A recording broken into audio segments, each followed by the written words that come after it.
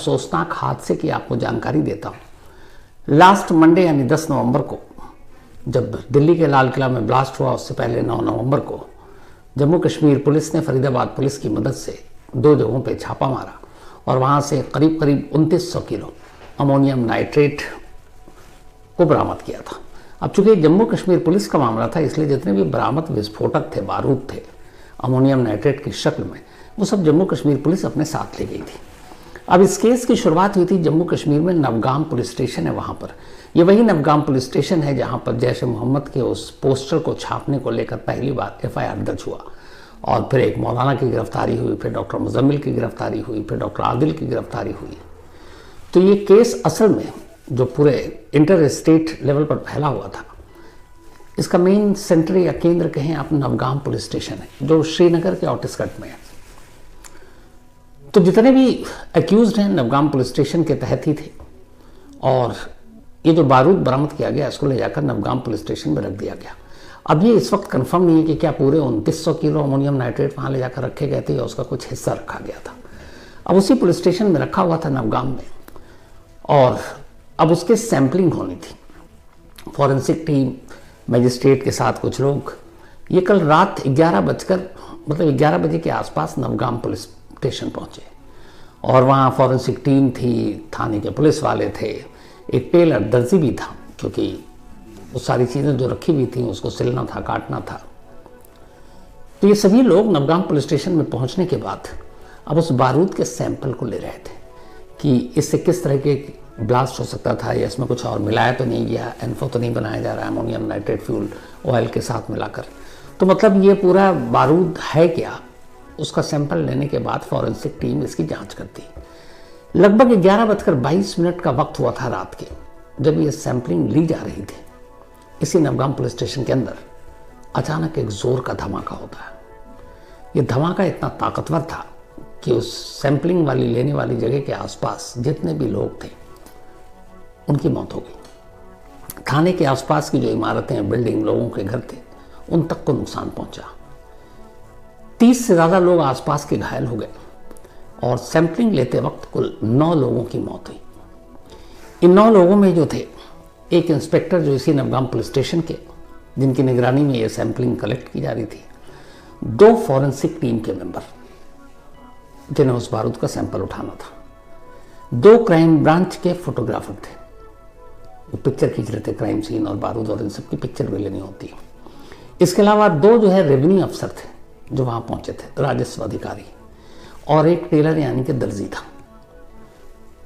तो एक inspector, 3 forensic team member, 2 crime branch के फोटोग्राफर, 2 रेवेन्यू अफसर और एक दर्जी, इन लोगों की मौत हो गई।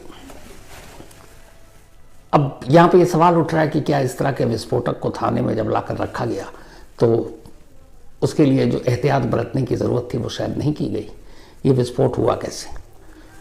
तो कुल मिलाकर देखिए तो इसी विस्फोट के ज़ख़ीरे से लाल किले पे ब्लास्ट हुआ जहाँ 13 लोगों की मौत हुई और यही बारूद जब ले जाकर थाने में रखा गया ताकि केस के आगे काम आ सके और उस केस मटेरियल में ब्लास्ट हो गया, 9 लोग यहाँ मारे गए। यानी एक ही मकसद से जमा किया गया ये बारूद अब तक 13 और 9 22 लोगों की जान ले चुका।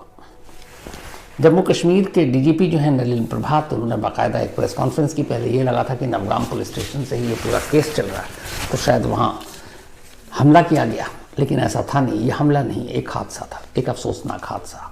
मालखाने में रखा हुआ ये बारूद उस वक्त फट गया जब इसके सैंपल कलेक्ट किए जा रहे थे। तो ये थी वो अफसोसनाक वारदात। अब आते हैं आज की कहानी के ऊपर। कहते हैं कि अगर पुलिस जी जान से किसी केस में जुट जाए तो फिर आसानी से सुलझा सकती है, लेकिन कई बार ऐसा होता है कि पुलिस आधे अधूरे मन से किसी केस की तफ्तीश करती है। कई बार ऐसा भी होता है कि पुलिस के पास काम का इतना दबाव होता है कि वो फोकस नहीं हो पाती है। एक साथ कई केसेस होते हैं, फिर उनमें कुछ प्रायोरिटी होती है, कुछ हाई प्रोफाइल होते हैं, तो बाकी के केस को नज़रअंदाज कर देती है। ऐसी सूरत में क्या करें? उस केस का क्या हश्र होता है? यही होता है, बाद में सबूतों के अभाव में कोर्ट से बरी कर दिया जाता है। एक ऐसी कहानी आई बेंगलुरु में और ये कहानी है 10 साल पुरानी। 4 फरवरी 2015 को 8वीं क्लास में पढ़ने वाला 14 साल का एक बच्चा किरण यादव स्कूल के लिए जाता है। वह स्कूल अपने स्कूल बस से जाता था। सुबह स्कूल के लिए रवाना हुआ, बस से गया और अमूमन दोपहर को वो घर आ जाता है। लेकिन दोपहर को स्कूल की बस आ गई, लेकिन किरण अपने घर नहीं पहुंचा। दोपहर को माँ प्रमिला परेशान हुई कि बेटा अब तक आया नहीं। फिर उन्होंने अपने हस्बैंड को बताया। किरण के जो फादर हैं BN रवि, उन्हें जब पता चला बेटा नहीं है, वो भी परेशान भागे भागे घर आए। इसके बाद फिर वो स्कूल जाते हैं। स्कूल गए तो पता चला कि किरण स्कूल तो आया था और क्लास अटेंड करने के बाद वो चला गया। अब उस बस ड्राइवर से पूछताछ हुई जिस बस से अक्सर किरण आता था। बस ड्राइवर ने भी कहा जी वो आता था और वो हमेशा जहाँ पर हम उसको बस स्टॉप से उतारते थे वहीं उतरा था। इनके घर के पास एक और स्कूल था, विश्व भारती स्कूल, उसी के स्टॉपेज पे किरण को बस ड्राइवर उतार देता था। जबकि किरण पढ़ता था वहाँ एक श्री चैतन्य टेक्नो स्कूल है, वहाँ पर 8th क्लास में। तो किरण उस रोज स्कूल भी गया, उसी बस से गया, उसी बस से लौटा, घर के पास ड्रॉप भी कर दिया, लेकिन घर तक नहीं पहुंचा। जबकि उस बस स्टॉप से घर की दूरी कुछ ही कदम की थी। इधर उधर तमाम ढूंढा। माँ बाप ने पहले किरण के क्लासमेट से बातचीत की, पूछताछ की, कोई सुराग जब नहीं मिला तो फिर माँ बाप परेशान पुलिस स्टेशन पहुंचते हैं। पुलिस स्टेशन में जाकर अपने बेटे की मिसिंग की रिपोर्ट लिखा देते हैं। अब पुलिस रिपोर्ट लिखती है, इसके बाद छानबीन शुरू करती है। 4 फरवरी को किरण गायब हुआ था, लेकिन अगले 4-5 दिन गुजर गए, किरण का कोई सुराग नहीं मिला। माँ बाप, खासतौर पर किरण के पिता BN रवि, ये डेली कई चक्कर पुलिस स्टेशन के काटते कि मेरे बेटे की कोई खबर मिली, कोई सुराग मिला। पुलिस वाले उन्हें कहते कि हम काम कर रहे हैं। फिर रवि को एहसास हुआ कि उस थाने के बार बार चक्कर काटने के बाद कि इस थाने में और भी कई केस हैं, टीम छोटी है और बहुत सारे लोग केस में बटे हुए हैं। अब रवि का वो बेटा है, उन्हें लगा कि मेरे बेटे की जिस तरीके से तलाश की जानी चाहिए पुलिस कर नहीं रही है। उन्होंने गुस्से में कहा भी, पुलिस वालों ने कहा हम पे बहुत काम का बोझ है और हम जितना हो सकता कर रहे हैं। लेकिन रवि को एहसास हो गया कि उनके बेटे को ढूंढने के लिए शायद पुलिस दिल से पूरी मेहनत नहीं कर रही है। अब एक बाप का दिल, उसने कहा कि अगर यही रवैया रहा और जैसे जैसे दिन बढ़ता जा रहा है, बेटे की मिलने की गुंजाइश कम होती जाएगी। अच्छा, बेटा जो उनका था किरण, बिल्कुल लायक बेटा, कभी घर से बिना बताए हुए कहीं गया नहीं, क्रिकेट खेलता था दोपहर को, स्कूल से आने के बाद तो भी पूछ कर जाता, वक्त पर आ जाता। किसी ऐसे बच्चे से उसकी दोस्ती भी नहीं जो बुरी सोबत में फंसा हो। मतलब कोई ऐब नहीं, कोई बुराई नहीं, और लेकिन अचानक वो गायब, और ये पहली बार हुआ है। उधर पुलिस वाले लगातार टरका रहे हैं, रवि परेशान। फिर उन्होंने तय किया कि वो पुलिस के भरोसे नहीं बैठेंगे, वो खुद अपने बच्चे को तलाश करेंगे और एक पुलिस की तरह ही सोचकर काम करेंगे। इसके बाद अभी वो ये सब कर ही रहे थे कि 10 फरवरी की तारीख आ गई। ये 6वां दिन था जब किरण गायब हुआ था। 10 फरवरी को पुलिस स्टेशन से रवि के पास फ़ोन आता है कि आप, एक यूनिवर्सिटी है वहाँ पर, उस यूनिवर्सिटी के पास आ जाइए। रवि पहुँचते हैं। पुलिस वाले यूनिवर्सिटी के पीछे एक झाड़ी में रवि को लेकर जाते हैं। वहाँ स्कूल ड्रेस में एक बच्चे की लाश पड़ी थी और उसका बैग भी वहीं पड़ा था। जैसे ही लाश रवि देखते हैं, चीख पड़ते हैं। ये उनके बेटे रवि की लाश, किरण की लाश थी, जो पिछले 6 दिनों से गायब था। बदहवास बाप फिर माँ का रो कर बुरा हाल, और उन्हें ये लगा कि अगर पुलिस सही से जांच करती तो क्या पता उनका बच्चा जिंदा होता। अब बेटे की मौत हो गई, पुलिस ने पोस्टमार्टम कराया, उसके बाद बॉडी सौंप दी, अंतिम संस्कार हो गया, लेकिन कातिल का कोई सुराग नहीं। अब जो अब तक अपने जिंदा बच्चे को ढूंढने की कोशिश में लगे थे रवि, अपने मुर्दा बच्चे के कातिल की तलाश के लिए लगातार बार बार पुलिस के पास पहुंच रहे हैं, धक्के खा रहे हैं, मिन्नतें कर रहे हैं। पुलिस बार बार यही कह रही है कि हम कोशिश कर रहे हैं, हम ट्राई कर रहे हैं, कातिल कहीं नहीं बचेगा, हम पकड़ लेंगे, लेकिन मिल नहीं रहा। तब रवि ने कहा कि अब जिंदा अपने बेटे को तो ढूंढ नहीं पाए, चलो कम से कम उसके कातिल तक तो पहुंचे, पुलिस से उम्मीद करना बेकार है। अब रवि ने अपने बेटे को, कातिल को ढूंढने का फैसला किया। अब एक बाप एक जासूस की तरह सोचने लगा। सबसे पहले उसने ये किया कि उस स्कूल से, जो श्री चैतन्य टेक्नो स्कूल है, वहां से लेकर उस घर तक, जो बस स्टॉप जहां पे पड़ता है विश्व भारती स्कूल, उसने पैदल उस पूरे रूट को कई बार खंगाला। आस पास में क्या क्या है क्या नहीं है, फिर ये भी ध्यान दिया कि जिस यूनिवर्सिटी के पीछे झाड़ी में ये लाश मिली वहां तक कैसे पहुंचा जा सकता है। इस रूट में जितने लोग थे उन तमाम लोगों से भी वो राह चलते गाड़ी रोक रोक कर पूछता कि क्या 4 फरवरी को आपने इधर कुछ अनोखा देखा था, कुछ अलग अटपटा। लोगों से बातचीत करता रहा लेकिन कोई फायदा नहीं हुआ। फिर रवि ने अब दूसरा तरीका अपनाया। उसने कहा कि उसके बेटे के स्कूल से लेकर उसके घर के स्टॉपेज तक जितने भी सीसीटीवी कैमरा है उसको खंगालते हैं। अब वो एक एक शॉप पे, घर पे, जहां जहां कैमरे उसको दिखाई देते उनके पास जाता, बताता कैसे से मेरे बच्चे का कत्ल हो गया, पुलिस कुछ कर नहीं रही है, मैं ये अपने बेटे के कातिल को ढूंढने निकला हूं, आप मेरी मदद कीजिए। लोगों को भी हमदर्दी कि एक छोटा सा बच्चा 14 साल जिसकी उम्र, उसका कत्ल हो गया, बाप दर बदर भटक रहा है, खुद ही कातिल को ढूंढ रहा है। उन्होंने भी कोई इनकार नहीं किया। हर एक ने कहा आप तसल्ली से देख लीजिए। अब स्कूल से लेकर घर के बस स्टॉप तक रवि ने एक एक कर सीसीटीवी कैमरे को खंगालना शुरू किया। करीब 6-7 दिन लग गए। इन 6-7 दिनों में 50 से 75 कैमरे के बीच जो घरों में थे या दुकानों पर थे, रेस्तरां में थे, उन सारे कैमरों के फुटेज 4 फरवरी की स्कूल की छुट्टी से लेकर शाम तक देखना शुरू किया। शुरुआत में कोई कामयाबी नहीं मिली, लेकिन धीरे धीरे वो हर रोज अगले शॉप पर बढ़ता, अगले घर की तरफ बढ़ता और एक एक कैमरे को देखना शुरू करता है। और इस दौरान में लोगों से भी लगातार बात कर रहा है, पूछताछ कर रहा है कि किसी ने कोई 4 फरवरी को अनोखी चीज देखी है, यहाँ पर कुछ अनयूजुअल। कैमरा दिख रहा है लेकिन बेटा या उसके कातिल का कोई सुराग नहीं मिल रहा है। 7 दिन बीत गए। अब कैमरे को खंगालते खंगालते 8वें दिन अचानक एक कैमरे में एक फुटेज दिखाई देता है। एक बाइक, एक मोटरसाइकिल काले रंग की गुजर रही है। उस मोटरसाइकिल में ऐसा कुछ खास नहीं था और वो एक झटके में आई और गई, पर पता नहीं क्या हुआ रवि को। उसने कहा कि इसको जरा रिवाइंड करो। रिवाइंड करके उसने स्लोमो में जब उसको देखा तो देखा कि उस बाइक के पीछे एक बच्चा बैठा हुआ है जो स्कूल यूनिफॉर्म में, और ये वही स्कूल यूनिफॉर्म है जिसमें किरण पढ़ा करता था, सेम। और उस बच्चे के पीठ पर स्कूल का बस्ता भी है, बैग भी है। अब जब उसने देखा तो फिर उसके बाद उस फुटेज को लिया। अब उसे लगा कि इसी टाइम के और देखो। अब उसने उसी टाइमिंग के साथ कुछ और विजुअल को देखना शुरू किया। फिर आसपास के और शॉप पर थोड़ा आगे जाकर जब उसे देखना शुरू किया तो वो काले रंग की बाइक उसको कई कैमरे में कैद नजर आई। बच्चा दिख रहा है। फिर अचानक बाइक जो चला रहा था वो लड़का भी दिख गया। जैसे ही वो लड़का दिखा रवि चौंक उठा। उस लड़के को वो जानता था जो बाइक चला रहा था और जिसके पीछे किरण बैठा हुआ था।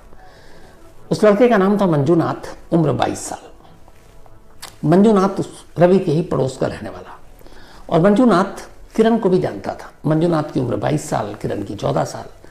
तो अक्सर किरण मंजूनाथ के साथ क्रिकेट भी खेला करता था। यहाँ तक कि कई बार देरी हो जाती तो मंजूनाथ के घर वाले उसे खाना भी खिला देते थे अगर पेरेंट्स ना होते। मंजूनाथ एक लैंडलॉर्ड का बेटा था जिसके आसपास में बहुत सारे घर थे, किराए पर दे रखा था, तो उन्हीं का बेटा था। अब एक एक करके उसने सारे कैमरे को देखना शुरू किया। आखिरी शाम 6:00 पर फिर एक बाइक में वो देखता है और तब भी स्कूल ड्रेस यूनिफॉर्म में ही किरण उसकी बाइक के पीछे बैठा हुआ है। तो ये सारे फुटेज उसने एक जगह कलेक्ट किए, लोगों ने भी दिए। उसके बाद अब रवि पहुंचता है पुलिस स्टेशन। कहता साहब उस रात या उस दिन मेरा बेटा किसके साथ था वो मैंने ढूंढ निकाला है। अब पुलिस भी हैरान भी शर्मिंदा भी कि जो काम उनका था वो बेचारा एक बाप जासूस बनकर दर बदर भटकते हुए कर रहा है। उसने वो सारे फुटेज दिखाए। जब फुटेज दिखाए तो पुलिस भी चौंकी कि आखिरी दिन उस बस से उतरने के बाद किरण असल में इस बाइक पर बैठ गया था और बाइक चला रहा था मंजूनाथ। अब अलग अलग वक्त, अलग अलग टाइमिंग। फिर एक विजुअल में ऐसा मिला कि जब मंजूनाथ शाम को अकेला लौट रहा है घर, कैमरे में कैप्चर। अब किरण नहीं है उसके साथ बाइक पर। पुलिस को ये बात अटपटी लगी। इसके बाद पुलिस पहुंचती है मंजूनाथ के घर और मंजूनाथ घर पर ही था। उससे पुलिस बोलती है कि कुछ पूछताछ करनी है और अपने साथ थाने ले आती है। अब यहाँ अब तक मंजूनाथ पर शक करने की कोई वजह न रवि के पास थी न पुलिस के पास थी। उसकी वजह ये थी कि जिस दिन से ये गायब हुआ था किरण, मंजूनाथ और उसका परिवार भी लगातार ढूंढ रहा था। यहाँ तक कि जब बॉडी मिली किरण की तो ये सब रो रहे थे। अंतिम संस्कार में भी सब साथ थे। मंजूनाथ तो क्रिकेट खेलता था, किरण उसके घर पर उसकी माँ कई बार उसे खाना दे चुकी थी। तो जिस तरीके का सोगवार माहौल था और वो हमेशा एक परिवार की तरह लगातार थे, ढारस बंधा रहे थे, हमदर्दी जता रहे थे, तो शक की कोई गुंजाइश नहीं। तो दूसरा कि मंजूनाथ रवि के गायब होने या कत्ल होने के बाद से एक दिन के लिए भी कहीं गायब नहीं हुआ, घर पर ही था, तो इसलिए भी शक नहीं हुआ। लेकिन अब सीसीटीवी कैमरे ने कुछ नई तस्वीर दिखा दी थी। अब पुलिस मंजूनाथ को लाती है और उसे गिरफ्तार करने के बाद अपने तरीके से पूछताछ करती है। पहले तो वो खुद को बेकसूर बताता है, लेकिन फिर सच उगल देता है। वो एक्सेप्ट करता है कि रवि को उसी ने मारा, किरण को। जब वो एक्सेप्ट कर लेता तो इसके बाद अब पुलिस कुछ और, जो पहले करना चाहिए था, कुछ और सीसीटीवी कैमरे आसपास के जो शॉप कुछ रह गए थे उन तक पहुंचती है। एक जगह उसी दिन 4 फरवरी को, जिस दिन गायब हुआ था किरण, एक ग्रोसरी शॉप में उतरते हुए दिखा मंजूनाथ। पुलिस उस ग्रोसरी शॉप में पहुंची, उसने पूछा कि ये तारीख को आया था, ये क्या था? तो उसने कहा सर इसने यहाँ से उस दिन 5 ब्लेड खरीदी थी, शेविंग ब्लेड। अब पुलिस ने देखा शेविंग ब्लेड खरीदी। इसके बाद पुलिस उसको मेडिकल के लिए ले गई। जब उसने एक्सेप्ट किया, जब मेडिकल कराने के लिए ले गई तो उसके कुछ हाथों पे कट के निशान थे ब्लेड से। इसके अलावा कोहनी पर कुछ झाड़ियों के भी खरोच के निशान थे। किरण का जो कत्ल हुआ था वो गला काट कर किया गया था, किसी शार्प वेपन से, वो ब्लेड ही था। और जब वो ब्लेड से किया तो कुछ जख्म उसके हिस्से में भी आए थे। तो मेडिकल रिपोर्ट भी आ गई कि ये भी जख्मी था और इसी ब्लेड के कट के निशान हैं। ब्लेड का जहां से शॉप लिया वो भी आ गया। अब इस तरीके से पुलिस इस केस को तैयार करती है, चार्जशीट दाखिल करती है और फिर मंजूनाथ के खिलाफ कत्ल का मुकदमा दर्ज कर ट्रायल शुरू हो जाता है। जब ये कोर्ट में मुकदमा पहुंचा और ट्रायल शुरू हुआ तो वहां पर कोर्ट के सामने करीब 25-30 विटनेस, सीसीटीवी फुटेज, कुछ और डॉक्यूमेंट्स, सर्कमस्टेंशियल एविडेंस सब दिया गया। हैरानी की बात यह थी कि जितने भी विटनेस कोर्ट में पेश किए गए वो सब ऐन वक्त पर मुकर गए। उन्होंने सबने मंजूनाथ की तरफ से गवाही दे दी। इधर मंजूनाथ के परिवार ने एक इल्ज़ाम लगा दिया कि उनके बेटे को इसलिए फंसाया जा रहा है क्योंकि किरण के माँ बाप यानी रवि और प्रमिला ने चिट फंड के कुछ पैसे को घपला किया था। तो हमने आवाज़ उठाई तो हमारे बेटे का नाम ले लिया। अब ये मामला कोर्ट में दोनों तरफ से चल रहा है, गवाह मुकर चुके हैं। लेकिन मेडिकल जो एविडेंस था, जो मेडिकल कराया गया था मंजूनाथ का और जो मेडिकल रिपोर्ट डॉक्टरों ने पेश किया, वो एक बहुत इंपॉर्टेंट क्लू साबित हुआ इस केस में। कोर्ट ने माना कि जिस ब्लेड से किरण का कत्ल हुआ उसी ब्लेड और उसी तरह के कट ब्लेड मारते वक्त मंजूनाथ के हाथों में थे। जिस झाड़ी में यूनिवर्सिटी के पीछे से लाश मिली, उन झाड़ियों की वजह से उसकी कोहनी में और कहीं हाथ के ऊपरी हिस्से में भी उसको खरोच आई थी। सीसीटीवी फुटेज बता रहा था कि आखिरी बार वही था जिसके साथ किरण बैठा हुआ था। इन सारी चीज़ों को मद्देनजर रखते हुए आखिरकार दिसंबर 18, 2017 को 50th additional city civil and session court की जज सुशीला ने अपना फैसला सुनाया और मंजूनाथ को उम्र कैद की सजा सुनाई। साथ ही ये भी कहा कि जिस तरीके के एक 14 साल के बच्चे का इस बेरहमी से कत्ल किया गया था तो ये कि इसे फांसी की सजा दी जाए, लेकिन ये रेयरेस्ट ऑफ रेयर केस में नहीं आता, लेकिन वो उससे भी बड़ी सजा है ताकि वो पूरी जिंदगी जेल के अंदर सड़े।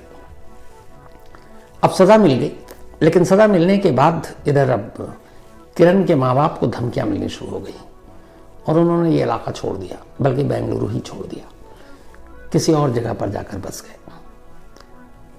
अब पूरी कहानी तो हो गई, लेकिन सवाल ये था कि मंजूनाथ जिसके साथ किरण क्रिकेट खेला करता था, जिसके घर पर खाना भी खाता था, उसने 14 साल के इस बच्चे का कत्ल क्यों किया?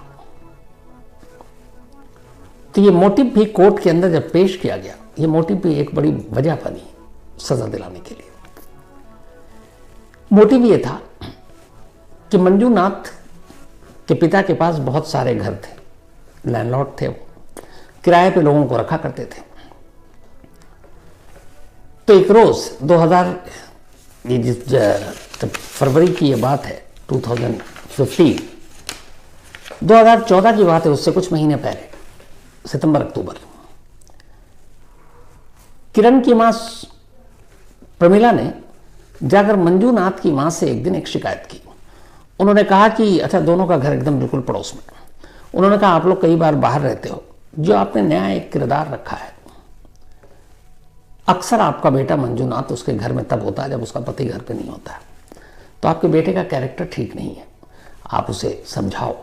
दूसरे की पत्नी है, कल को पता चलेगा उसके पति को तो पता नहीं क्या करे। 22 साल का तुम्हारा लड़का है और आजकल दुनिया खराब है, कहीं इसमें उल्टा सीधा ना कर दे, मार न दे। तो अपने बेटे को समझाओ। ये बात उसकी मां ने अपने बेटे मंजूनाथ से कही। मंजूनाथ को गुस्सा आया, उसने कहा कि मेरा ऐसा कोई अफेयर नहीं है। लेकिन उसके बाद भी कई बार मंजूनाथ उस किराएदार के घर में आता जाता देखा और फिर से प्रमिला ने उसकी मां से शिकायत की कि आज इतने बजे वो घर में था और तब उसका पति नहीं था। जब ये कई बार शिकायत चली गई तब मंजूनाथ को गुस्सा आया। उसने कहा कि ये मेरे को बदनाम कर रही है, इसलिए कुछ इनसे बदला लिया जाए। तो बदला कैसे? तो उसने कहा इसके बेटे को मार देता हूं। बेटे को मार देंगे तो फिर ये सारी चीजें बोलना छोड़ देगी, बेटे के गम में ऐसी जीती रहेगी या ये घर ही छोड़कर कहीं और चली जाएगी। तो सिर्फ एक मां ने एक शिकायत की कि तुम्हारा बेटे का कैरेक्टर ठीक नहीं है, उसको सुधार लो, समझा लो। इस शिकायत पर उसे इतना गुस्सा आया कि उसने उस 14 साल के किरण को मार डाला जिसके साथ वो क्रिकेट खेलता था, जिससे उसकी मां कई बार घर में खाना खिलाती थी, सिर्फ इस एक छोटी सी बात पर। मंजूनाथ इस वक्त भी जेल में है और उम्र कैद की सजा काट रहा है। ये कहानी ये बताती है कि अगर जिस तरीके से रवि ने अपने बेटे के कातिल को ढूंढने का मिशन अपने हाथ में ले लिया, एक बाप से अचानक वो एक डिटेक्टिव जासूस बन गया। पुलिस यही काम करती जो शुरुआत के 6-7 दिनों तक अगर सिर्फ स्कूल से घर तक के सीसीटीवी फुटेज खंगाल लेती, जो रवि ने करके दिखाया, तो पुलिस को आईना दिख जाता। कई बार पुलिस ऐसा करती है जिसके वजह से बहुत सारे केस कमज़ोर हो जाते हैं, बहुत सारे केस कभी खुलते नहीं और बहुत सारे केस का हर्ष ये होता है कि अदालत पहुंचने के बाद सबूत, गवाह, इन सब के अभाव में मुजरिम बरी हो जाता है। ये एक बाप ने एक नज़ीर पेश किया कि अगर एक आम आदमी एक केस को सुलझा सकता है तो जिसके पास सारे पावर हैं कानूनी, जिसके पास सारी फैसिलिटी है इन्वेस्टिगेशन की, वो चाहे तो क्या नहीं कर सकता। तो खैर, इसके साथ ही आज इस कहानी में इतना ही, लेकिन ख़त्म करूँ कहानी उससे पहले